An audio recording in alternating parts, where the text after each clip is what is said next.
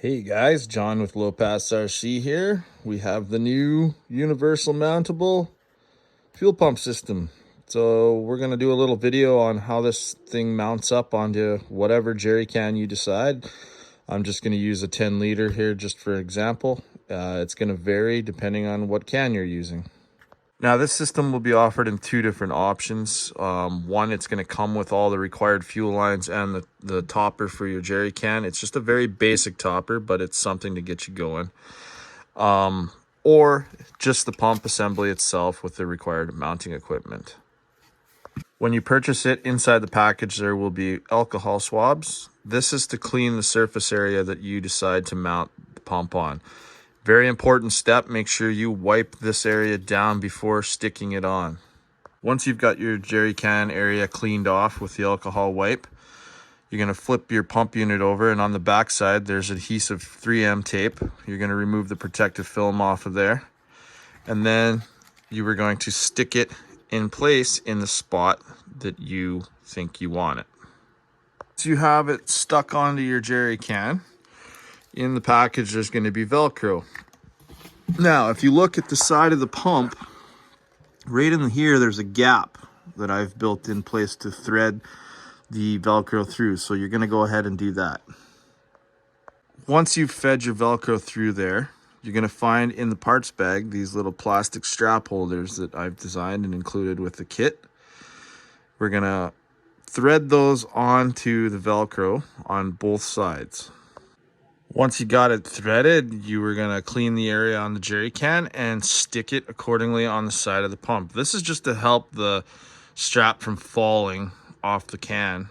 You can place it where I've placed it. You can place it further back right here if you want.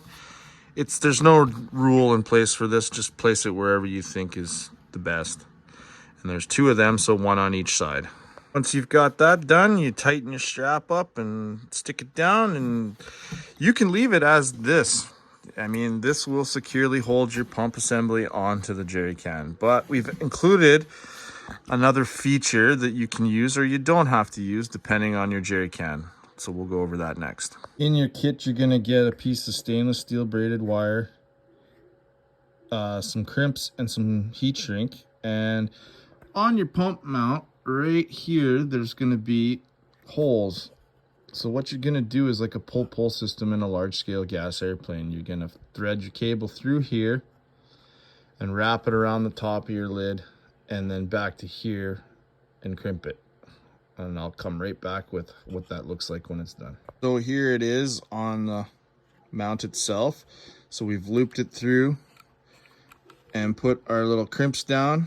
We can crimp them up nice and tight, cinch them down, and then you're going to slide your heat shrink over and then heat it up, shrink it down, and that's that. That little cable now holds the top plate of your pump in place, and it's a little bit of added security. It's not 100% necessary. You do not have to do this, but we add it in as just a extra feature.